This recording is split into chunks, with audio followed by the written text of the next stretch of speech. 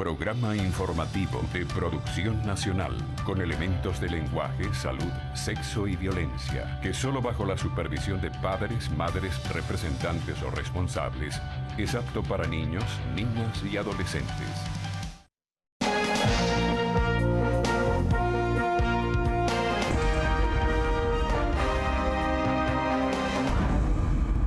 Buenos días, buen domingo, buen fin de semana para todos ustedes.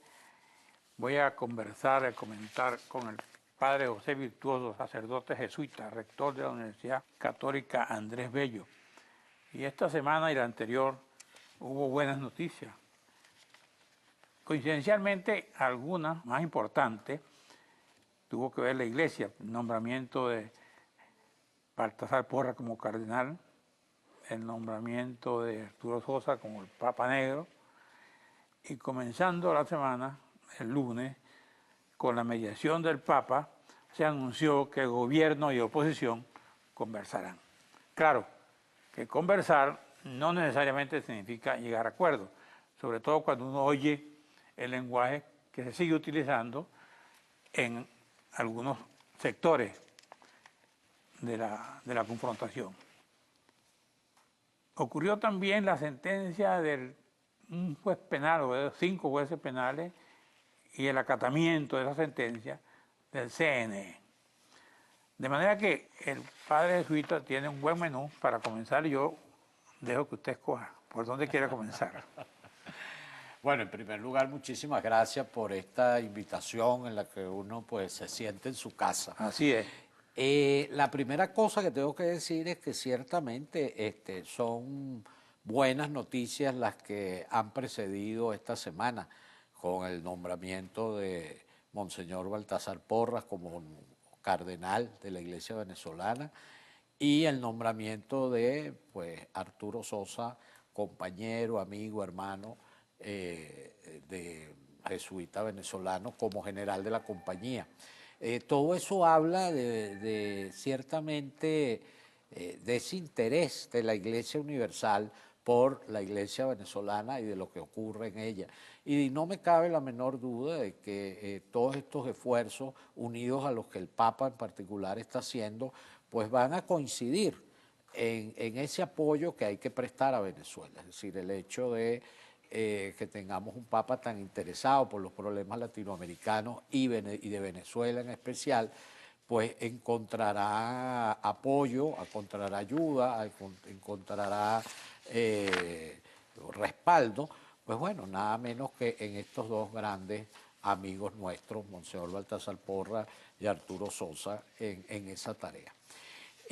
Ciertamente que es alentador este interés del Vaticano por Venezuela, este hecho de haberse reunido con el presidente Maduro, este hecho de nombrar ya directamente un representante para el inicio del proceso del diálogo. En ese sentido, pues no se está haciendo más que responder a lo que ha sido, pues por parte del gobierno y por parte de la oposición, pues una solicitud expresa al Papa para que pueda participar en estas labores de facilitación del diálogo y del encuentro en Venezuela.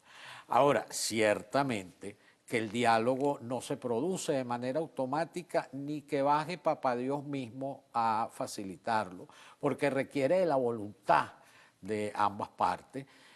Y bueno, yo sí quiero aprovechar este espacio, y lo digo como hombre de iglesia, lo digo de parte de la Iglesia Católica, que el Estado venezolano, el gobierno venezolano en particular, tiene una gravísima responsabilidad en este momento.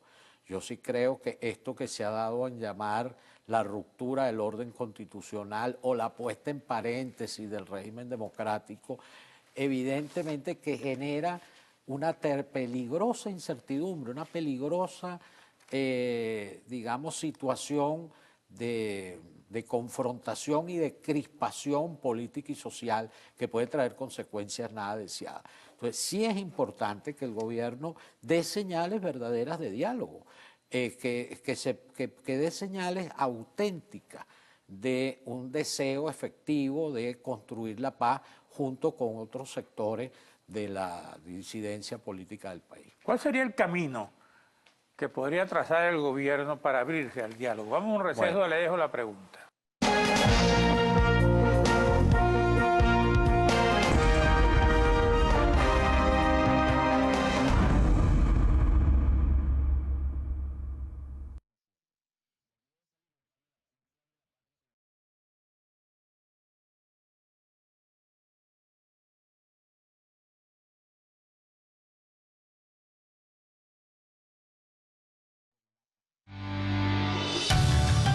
Estás viendo Diálogo con...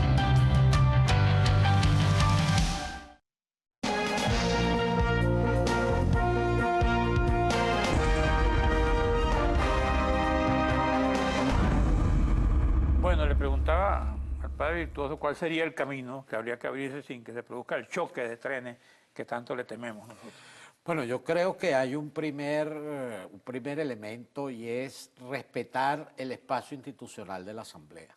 Es decir, no puede ser que, bueno, porque justificándose que los que están allá adentro son unos golpistas o justificándose porque los que están allá adentro pues son de la oposición y XXX, bajo ese supuesto, bueno, simplemente se le excluya, se le deja de lado y pues bueno, prácticamente todas las funciones de la Asamblea Nacional como que se han eclipsado. Entonces el presupuesto se discute en otra parte, se han elaborado pues una infinidad de leyes que simplemente viene el Tribunal Supremo de Justicia y dice que no sirven o que son inconstitucionales o que no se acatan. Entonces bueno, lo primero que tienes que hacer es reconocer que hay un poder del Estado que se llama Asamblea Nacional que tiene unas facultades y que tiene que desarrollarlas, de legislar y controlar. Y la segunda cosa en serio es, ese poder está en toda la facultad de nombrar unos nuevos miembros del Consejo Nacional Electoral, los dos miembros que faltan, digamos que se le vence su periodo y que hay que nombrarlos, y en ese sentido, ahí habría una posibilidad de reacomodo de la neutralidad del Consejo Nacional Electoral. Como lo mismo, hay una investigación también en marcha y en curso sobre los miembros de la Sala Constitucional nombrados en los últimos días del Parlamento pasado, que también requieren pues, ser revisados, etc. Entonces yo sí creo que una señal verdadera tiene que ir por la vía de vamos a garantizar la independencia de los poderes públicos de tal manera que podamos llegar a un cierto equilibrio y una canalización del conflicto en Venezuela. Es decir, si tú tienes un Consejo Nacional Electoral independiente de las políticas del Ejecutivo y del partido de gobierno y unos tribunales que administran justicia en medio de las dificultades que siempre hay, en medio de los cuestionamientos que siempre los puede haber, pero que intenta ser pues, imparcial y objetivo en su trabajo, estás creando pues, unos mecanismos reales institucionales que permiten arbitrar los conflictos de la sociedad. Así que yo sí creo que la base del diálogo en este momento en Venezuela, si es verdad que tenemos una democracia entre paréntesis, bueno, tiene que ser recrear, poner las bases fundamentales para esa reconstitución de la vida democrática del país. Ahora, ellos insisten en no reconocer la Asamblea porque, dicen ellos, desde que comenzó la Asamblea, el objetivo era sacar a Maduro y que les dan un plazo de 6 meses. Eso lo dijo Héctor Rodríguez, lo repitió Diosdado Cabello y lo repite el mismo presidente de la República. Entonces, bueno, no entienden cómo ellos van a apoyar a una Asamblea que quiere sacar a Maduro. Bueno, porque el tema fundamentalmente no es que la Asamblea quiera sacar a Maduro porque la Asamblea no tiene poder para sacar a Maduro. La Asamblea lo que ha estado es coadyuvando una serie de esfuerzos para que se ponga en marcha un mecanismo constitucional que permitiría consultar al pueblo si quiere que el presidente Maduro continúe o no en el país. Es decir, pues la Asamblea está en todo el derecho como ciudadano de activar un proceso para digamos, solucionar la crisis política desde la consulta al pueblo. Yo sí creo, y en eso estoy totalmente de acuerdo con Ramos Ayub, no porque tú hagas uso de unos mecanismos constitucionales establecidos para consultar al pueblo acerca de la posibilidad de la continuidad o no del presidente, eso quiere decir que eres golpista y que estás en contra de los procesos democráticos del país o en contra de la institucionalidad del país. Es más bien todo lo contrario. Entonces, yo sí creo que evidentemente una situación como esta no nos va a permitir a nosotros pensar que vamos a tener pues una asamblea en donde en medio de estas situaciones que están planteadas la gente pues simplemente van a estar allí como, bueno, como monjitas de la caridad, ¿no? No, va a ser una asamblea siempre con muchas discusiones de por medio y bastante activa en la polémica. Pero una cosa es eso y otra cosa es eclipsarla y no tenerla en cuenta o no respetar su espacio institucional. Había la seguridad en la oposición de que el revocatorio sería este año. Y de pronto sale la sentencia de los jueces y el acatamiento del CNE. ¿Cómo leer esa? ¿Qué lectura le damos a esa? Bueno, yo lo que creo evidentemente que ya digamos, los especialistas en la materia, yo no soy abogado, pero a todas luces es obvio que se buscó la eliminación de la consulta prevista para precisamente para los días miércoles, jueves, viernes de esta semana, como por la puerta de atrás, por la vía de atrás, y ciertamente que a través de mecanismos que violan expresamente lo que la Constitución señala sobre el ordenamiento jurídico del orden venezolano, ¿no? Del orden institucional venezolano. Yo creo efectivamente que se trata de una situación en la que, bueno, pone como de relieve el que los procesos políticos institucionales del país no se desarrollan según lo que dice la Constitución, sino de acuerdo a los convenios y arreglos políticos entre quien detenta el poder, en este caso, bueno, el partido de gobierno en el Estado venezolano. Claro, porque eso, pues evidentemente, termina siendo una situación extremadamente grave. oía otro que justamente hablaba antes de nosotros grabar este programa en otro canal donde hablaba de que ni habrá revocatorio en el 16 y que posiblemente tampoco en el 17. Claro. Entonces, ¿qué es lo que estás haciendo en la práctica? Estás cercenando un derecho que es de la gente, porque yo sí creo que esto es algo que hay que decirlo con todas sus letras. Miren, no es simplemente que le estás cercenando una petición que está haciendo la MUT, es que la gran mayoría del pueblo venezolano vio y ha visto y ve en el referéndum una posibilidad de salida pacífica a la crisis, porque en el fondo, ¿qué es lo que es el referéndum? Bueno, vamos a preguntarle al pueblo venezolano qué es lo que quiere, si quiere que el presidente continúe o si quiere que el presidente salga de la presidencia. Entonces eso, primero negarlo este año y después por un mecanismo especial totalmente fraudulento por la puerta de atrás, pues tratar de postergarlo hasta el infinito.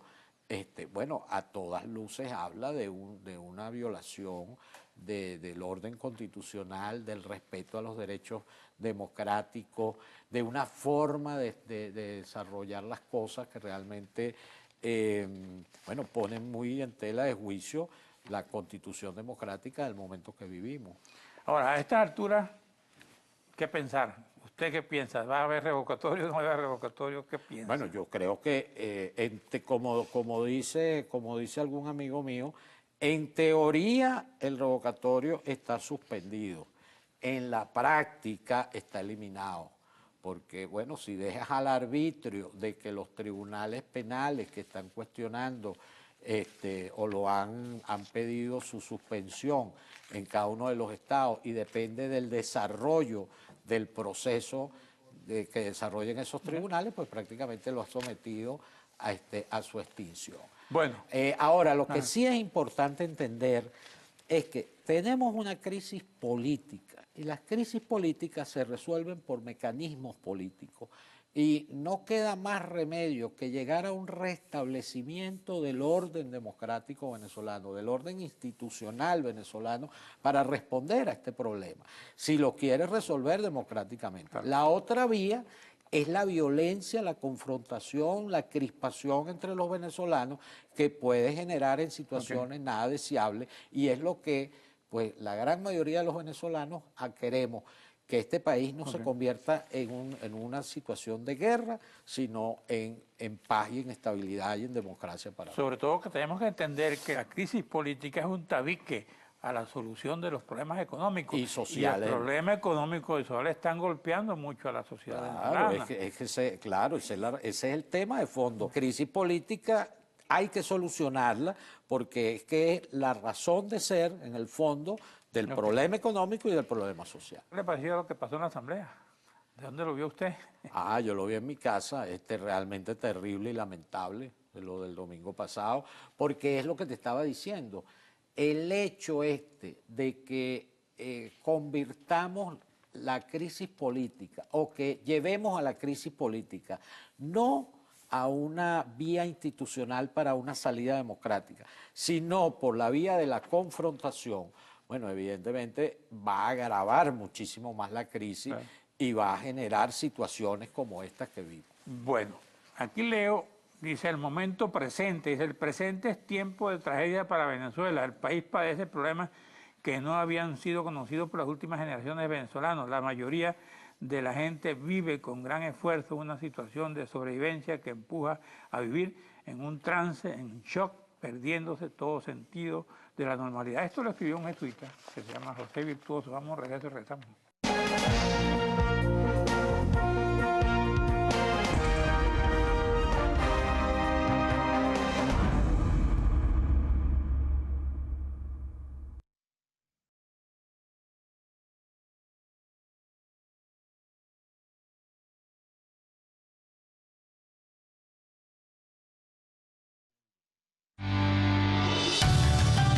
Estás viendo Diálogo con...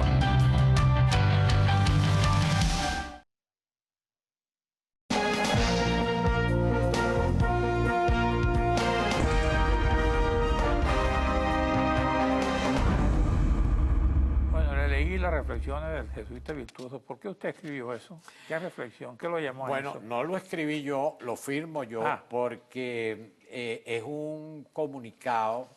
Bueno, más que un comunicado, es una reflexión interna que los jesuitas nos hicimos a principios de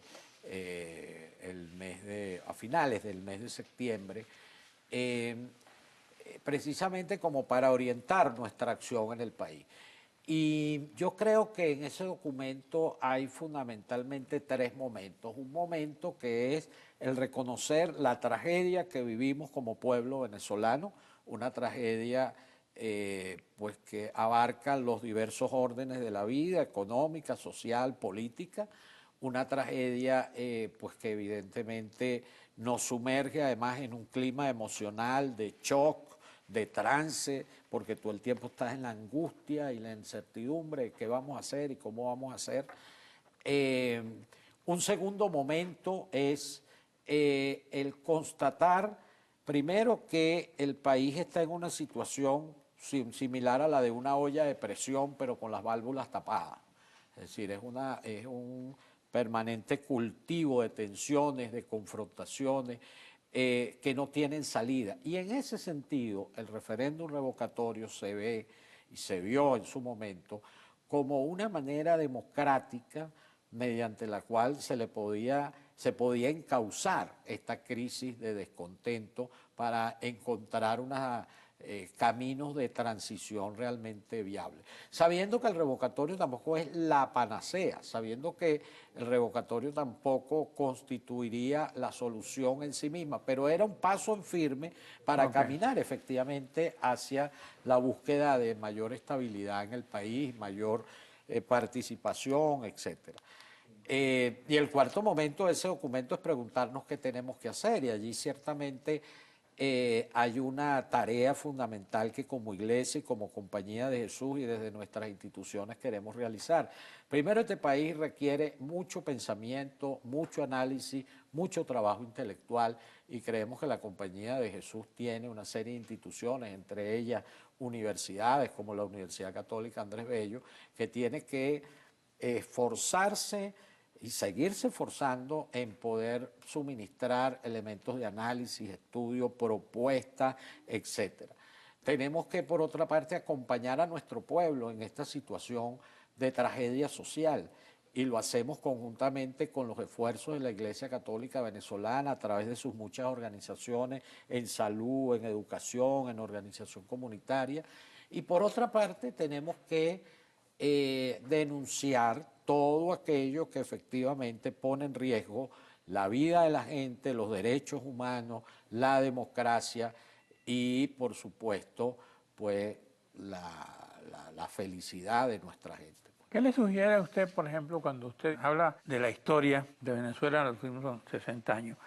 Y como dice, para entender la historia hay que conocer la historia, y usted la conoce muy bien. Aquel liderazgo de Betancur, Caldera, que fue capaz de un pacto de punto fijo para encauzar un proyecto. ¿Eso puede retrotraerse a esta época?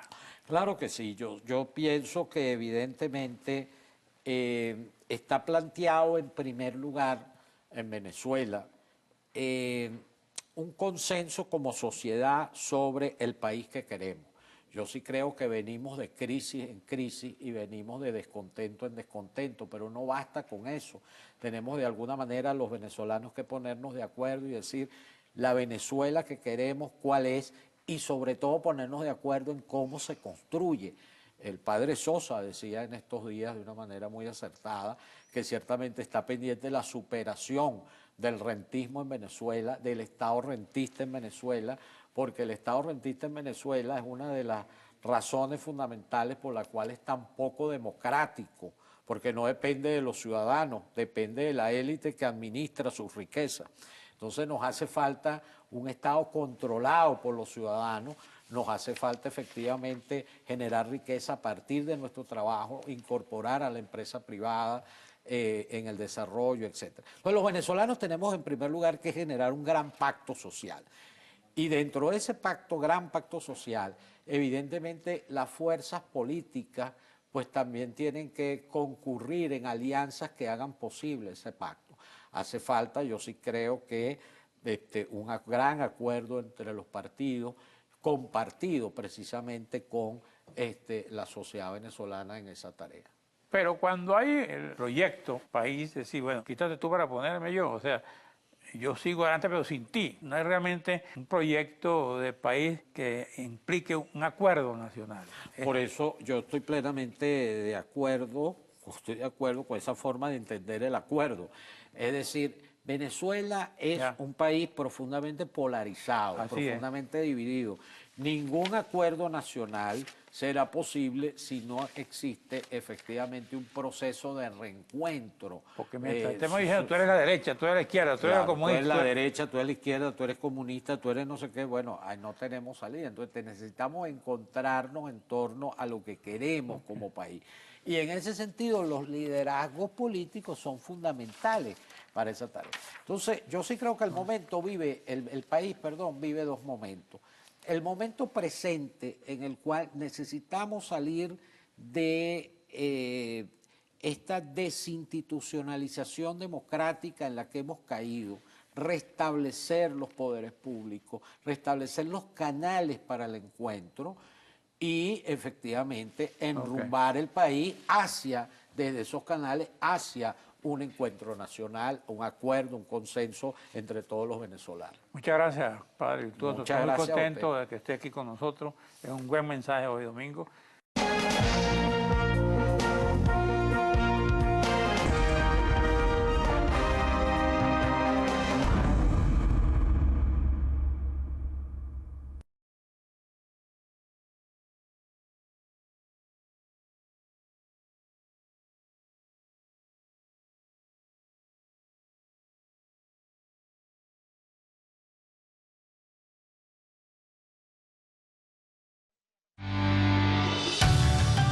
Estás viendo Diálogo con...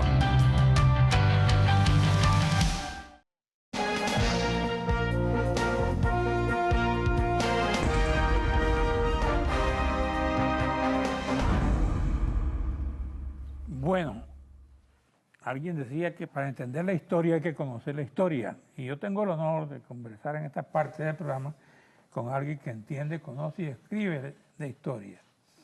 Es nada menos y nada más que Inés Quintero. Y muchos temas para conversar, pero el espacio va a ser muy poco por lo que está ocurriendo en este país. Buenos días, bienvenida a Diálogo Con. No, muchas gracias por la invitación, Carlos. Esto que estamos viendo en este país en este momento, cómo se proyecta en la historia, ¿tiene algún antecedente? ¿Cuál es tu análisis para comenzar? Mira, buenos días, ¿verdad? La historia puede ser muy tramposa, ¿no? Porque tenemos la tentación de pensar que esto se parece, que esto es igual, que esto es una repetición. Y verdad, la primera premisa que tenemos los historiadores es que la historia no se repite. Todo hecho histórico es inédito en su esencia, en su condición, en sus circunstancias. Pero yo creo que en todo lo que está ocurriendo en Venezuela, y voy a hablar sobre todo de las fortalezas de la sociedad, está asociado a un trayecto histórico muy largo, ¿no? Y cuando digo muy largo, estoy hablando de más de 200 años. O sea, la creación de la República, la voluntad de participación de la sociedad venezolana, la defensa de la representación como legitimidad del poder, la libertad de expresión, todas esas cosas se postularon, se plantearon desde el tiempo de la independencia. Y se ha ido haciendo un esfuerzo colectivo, pero verdad, sobrehumano, por defenderlo, por fortalecerlo, por enriquecerlo, por ampliarlo. Y eso es lo que estamos viviendo. O sea, nosotros estamos viviendo la demostración histórica de esa fortaleza de la sociedad venezolana. No en balde, y es una casualidad que el 28 de octubre, es decir, el día siguiente de la marcha, se celebran 70 años de la primera vez que se ejerció el voto universal, directo y secreto en Venezuela. Entonces, claro, cuando uno se enfrenta a un momento como este, dice, oye, no es casualidad que los venezolanos, frente a lo que ocurrió, o sea, la suspensión inaudita, arbitraria, extravagante, absurda, de esa voluntad de expresarse por la vía de la voluntad popular, se hubiese, o sea, suspendido de la manera en que suspendió. Entonces, esa avalancha humana que salió a la calle el miércoles, o sea, que es espontánea, que es individual, que es colectiva, que es ciudadana, que es republicana, nos dice, oye, ante las dudas y ante la preocupación de muchos ciudadanos legítimamente preocupados, bueno, pero aquí no va a pasar nada. Y entonces, ¿cuándo? Está pasando y los procesos históricos tienen sus ritmos.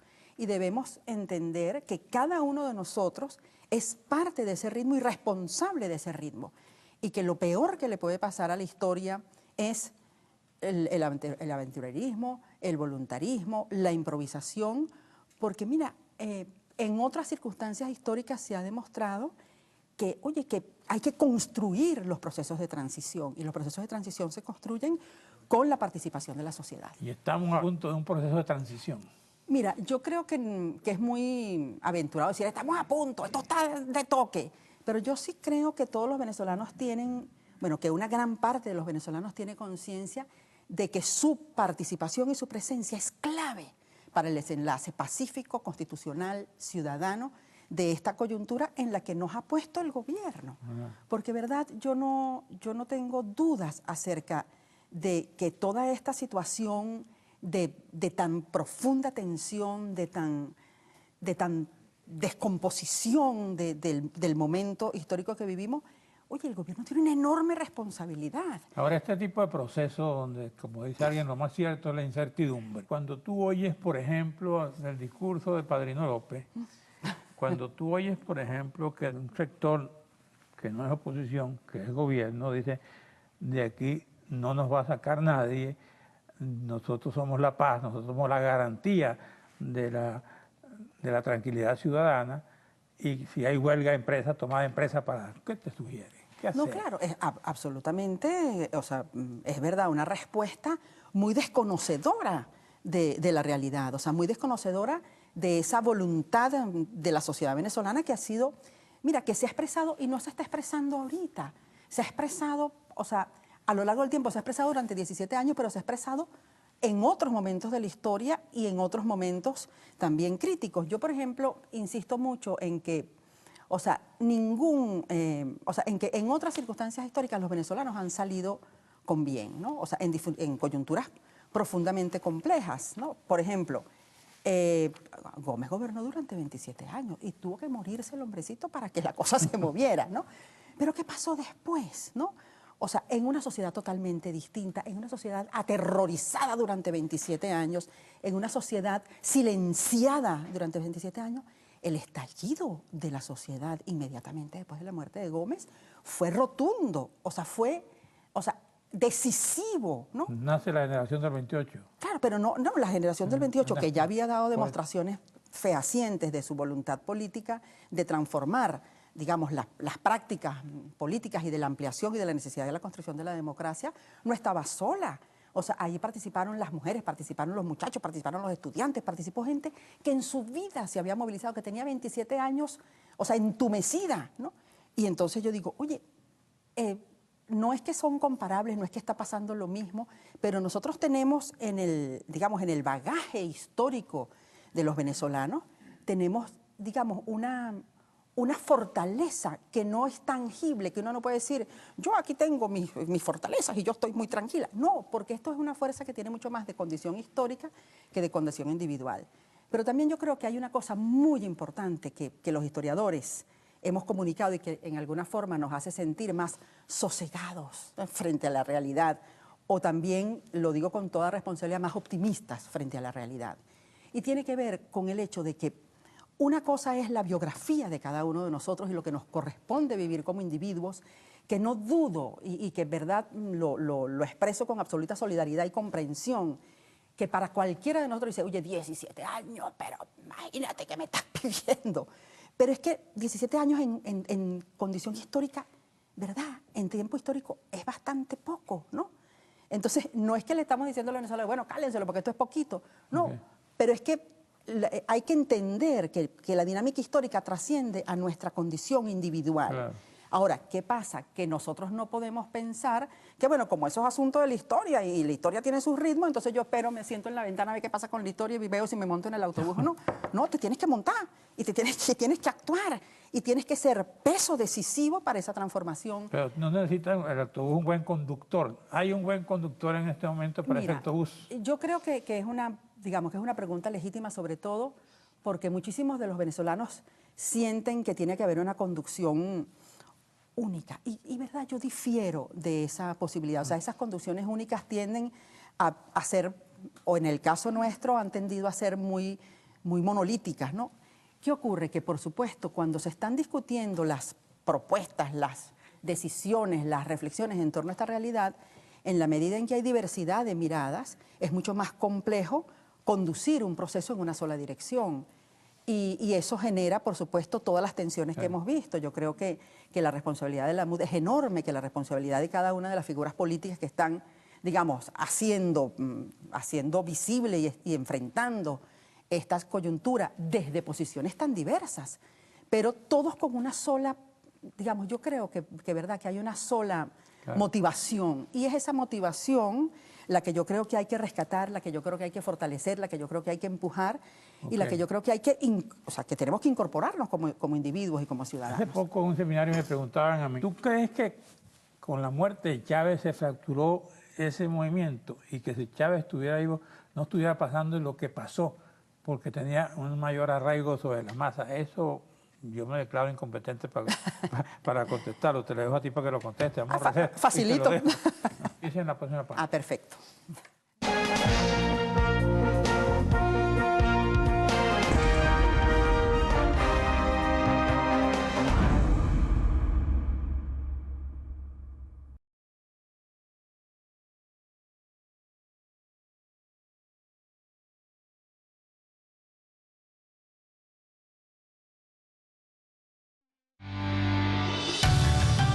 Estás viendo Diálogo con...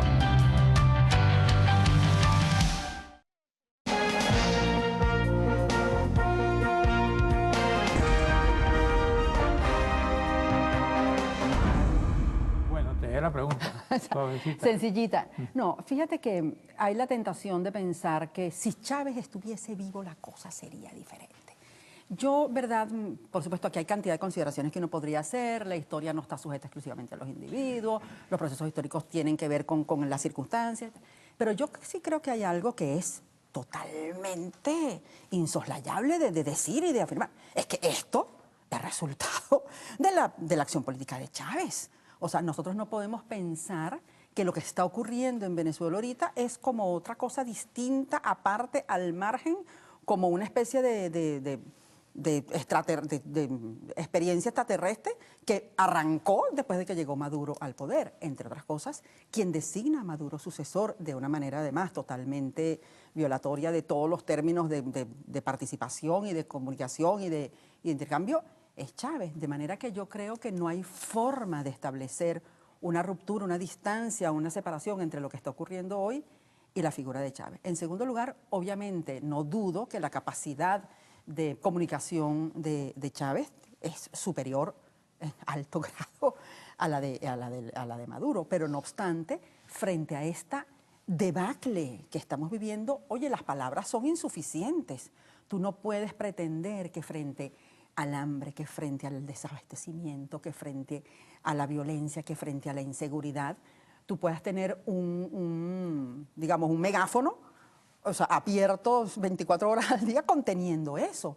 Entonces, verdad, yo pienso que esta es una situación que da cuenta del fracaso sostenido de una propuesta política que lamentablemente, con todo el dinero que se le ha metido a esta locura, o sea, no ha dado resultados, no ha permitido que efectivamente la pobreza sea resuelta, que no ha permitido que las grandes mayorías de la sociedad tengan acceso a los bienes que les corresponden, que ha torpedeado la iniciativa privada, que ha acogotado a las instituciones. Entonces tú dices, oye, o sea, ¿qué clase de proyecto es ese? Y sobre todo, además, arropado sobre sobre un paraguas que es el pobre Simón Bolívar, metido en este enredo. Entonces, oye, digamos, es una combinación, ¿verdad?, que es construida, levantada, empujada por Hugo Chávez Frías y que, bueno, ocurre el deceso de Chávez y eso sigue andando, pero sigue andando en su concepción, en su estructura, en todo lo que eso representa, porque no ha habido ninguna variación ni en cuanto al modelo ni en cuanto al discurso, más bien todo lo contrario, es en insistir en la misma propuesta. Entonces, para ti esto no es un mensaje bolivariano. Mira, yo creo que Bolívar obviamente es un hombre que ha tenido, digamos, él mismo lo dijo en vida, o sea, bueno, conmigo van a hacer lo que le dé la gana. O sea, en una carta a Antonio Leocadio Guzmán, yo sé que mi nombre se va a utilizar para adelante y para atrás, pero lo que pasa es que hay algo que... En este momento está utilizando para adelante y para atrás. Para adelante, bueno, para atrás, para adelante, para medio lado. Claro, un desastre, porque mire, ¿en qué cabeza cabe que Bolívar puede haber sido el inspirador del socialismo del siglo XXI? Si ese pobre hombre vivió en el siglo XIX profundo, ¿no? Entonces, claro, es forzar por la vía de un discurso absolutamente vacío, maniqueo, anacrónico, la resurrección de Bolívar, que es exactamente lo mismo que está pasando, tratar de resucitar la presencia de Chávez como salvador de esta debacle, con los ojitos mirándonos día a día. Oye, es que esos ojitos y toda esa presencia que es, digamos, que es inexistente, no puede sostener Por ejemplo, cuando el ministro de Defensa dice Chávez vive, está viendo a Chávez, no está viendo al presidente ahorita. No, no solamente está viendo a Chávez, sino que no está viendo a la sociedad movilizada, que es la irresponsable, porque es irresponsable que él vea a Chávez, por supuesto, y que piense que Chávez es el ductor de esta situación. Lo que es profundamente irresponsable es que no vea a esa sociedad movilizada. Eso sí es irresponsable, porque la sujeción de las Fuerzas Armadas a la Constitución no es un invento de ahora, es una construcción histórica y tú no le puedes voltear la espalda. Claro, y esto en algún momento sale con un pacto tipo Punto Fijo, sale con un líder tipo Betancur, sale con una división tipo Acción Democrática en los primeros tiempos, en el 45 y después en el 58. Mira, fíjate que uno quisiera poder tener recetas sanadoras, ¿no? O sea, si tú agarras esto, entonces armas tu cosita y dices, por aquí sale. No, yo creo que esas respuestas se están construyendo. Yo creo, verdad, que la respuesta al momento actual, desde quienes consideramos que aquí hay una desviación, que aquí hay una debacle, que aquí hay una destrucción, que aquí hay una usurpación, que aquí hay todo esto que nosotros decimos que hay, o sea, nosotros estamos aferrados a un valor que yo creo que es un valor absolutamente legítimo, que es defender la Constitución. Y dentro del chavismo, que forma parte también de la sociedad venezolana, no hay esa inquietud como la que tú sientes en la otra sociedad. O sea, lo que pasa es que ellos están muy calladitos, ¿no? O sea, ellos se están haciendo lo loco, pero yo no dudo. ¿Tú crees que están callados de verdad? Yo creo que hay muchísimos chavistas que están totalmente distanciados en los hechos, en la práctica, en la emotividad de lo que está pasando. Lo que pasa también es que, bueno, seguramente no han buscado los espacios para pronunciarse, pero bueno, ahí está, o sea, Marea Socialista, valga lo que valiere, se pronunció respecto al referéndum, ¿no? Entonces, es verdad que yo voy a insistir mucho en que no es la desesperación, digamos, quien mueve la historia, ¿no? O sea, la desesperación es muy mal consejera. Históricamente quedado demostrado que los momentos difíciles por los que ha pasado la sociedad venezolana, que no han sido pocos, ¿no? O sea, y uno podría hacer un recuento. Claro. Mira, después de la Guerra Federal, que fue aquella matanchina, se dio el decreto de garantías, ¿no? Estamos hablando de 1863. O sea, plomo, plomo, plomo, una matanchina, un horror. Decreto de garantías. Aquí se respeta la vida, se respeta la propiedad, se respeta la libertad de expresión. Entonces, ¿por qué nosotros no podemos, en el siglo XXI, con una sociedad movilizada, con una convicción absoluta de la necesidad de fortalecer la República y de construir una Venezuela posible que tenga, donde efectivamente todos los venezolanos tengamos los mismos derechos de estar, o sea, de participar en las elecciones, porque las elecciones son para todos, no son para un puñito. Y las elecciones también pasa que se pueden perder, y ese es el gran problema. O sea, lo decía Churchill, el único problema de la democracia es que se pueden perder las elecciones. Bueno, pero ahí está una verdad, que lo que nosotros vimos el miércoles, y no solamente lo vimos, sino que estuvimos allí responsablemente, es la demostración de que esa sociedad quería ir a su revocatorio y que ha rechazado contundentemente este parapeto que Es le la montaron. sociedad, como diría Manuel Caballero, que si el Estado no es democrático, la sociedad sí lo es. Mira, Manuel tan bello, la falta que nos hace, pero bueno, están sus libros y todo lo que Manuel reflexionó, yo creo, de saludo, ¿verdad, Carlos, que haya citado a Manuel, porque yo les recomiendo, ¿verdad?, que en estos momentos de desesperanza, que en estos momentos de... Bueno, ahorita no estamos desesperanzados, ahorita estamos bien activados, pero, ¿verdad?, yo creo que la historia es muy buena aliada en los momentos difíciles. Si nosotros podemos ir a la historia y entender cómo muchísimos otros venezolanos en otro momento han sido baluartes en la defensa de la República, podemos entender que esa responsabilidad nos corresponde a nosotros ahorita. Y la estamos ejerciendo y yo, ¿verdad?, me siento absolutamente satisfecha de vivir este momento En los 20 histórico. años que han transcurrido, ¿qué cambio ha habido para bien o para mal? ¿Y qué aspiramos para los próximos 20 años? Mira, verdad que uno, o sea, le cuesta mucho trabajo cuando mira hacia estos 20 años, sobre todo porque uno ha sido, digamos, uno ha vivido esta experiencia y la ha vivido de manera crítica, ¿no? Pero yo sí creo que de las grandes ganancias que ha tenido este proceso es, por una parte, la inmensa politización de la sociedad venezolana. O sea, yo creo que la sociedad venezolana está involucrada en su devenir presente e involucrada en la necesidad de ser parte de la construcción del futuro. Yo creo que eso es un valor importante. Creo que también la inquietud, la preocupación, la necesidad de estar al tanto, bueno, un momento en la Constitución y un momento ¿qué está pasando? Y también la historia, ¿verdad? La historia ha movilizado a los venezolanos. Ahí están los venezolanos y dicen, bueno, ¿y qué pasó en enero del 48? ¿Qué fue lo que pasó cuando asaltaron el Congreso? O sea, hay una sensibilidad frente a la historia. Yo creo que una sociedad politizada y además curiosa, interesada y preocupada por su historia es una sociedad que tiene mucho más que ganar que perder. ¿El chavismo es transitorio o llegó para quedarse? Mira, yo creo que el chavismo es una presencia que tiene, una presencia política que tiene consecuencias históricas, ¿no? O sea, yo no creo, como muchas personas, que esto es una especie de que desaparecido Chávez, o sea, que con un cambio de gobierno, como por generación espontánea, va a desaparecer todo rastro del chavismo. Lo que yo sí creo es que en este proceso que queremos construir, en este proceso al cual estamos convocando a los venezolanos, que es, mira, defender la República, defender la Constitución, es un actor político que tiene que entrar por el callejón de la legalidad y con el respeto a lo que es la convivencia democrática. Carrerama habla de transiciones abruptas y a veces violentas. ¿Tú qué percibes? Mira, yo, verdad, confío en que, digamos, el siglo XX venezolano ha demostrado que las transiciones han sido pacíficas, ¿no?